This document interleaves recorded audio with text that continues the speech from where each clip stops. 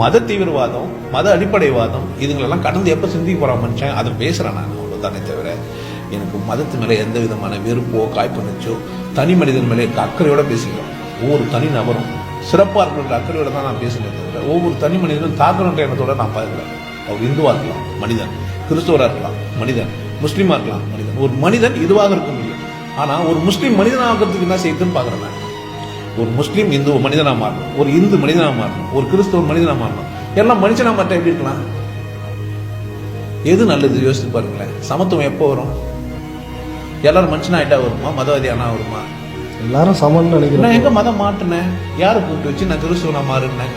யாரை கூப்பிட்டு வச்சு நான் இந்துவா மாறினேன்? நான் தான் எல்லா மதத்தையும் கடந்து வரல சொல்றேன். கடந்து வர சொன்னா எப்படி மாற்ற முடியும்? இது வரைக்கும் மனிதன் சிந்திக்கல. சிந்திக்க ஆரம்பிக்கிற மனிதன் யாராகிறான்னு பாக்குறான். சிந்திக்கிறேன் நான், அவ்வளவுதான். நான் சிந்திக்கிறேன், நான் செயல்படுறேன், அதை சொல்றேன், கட்டாயப்படுத்துறேன்.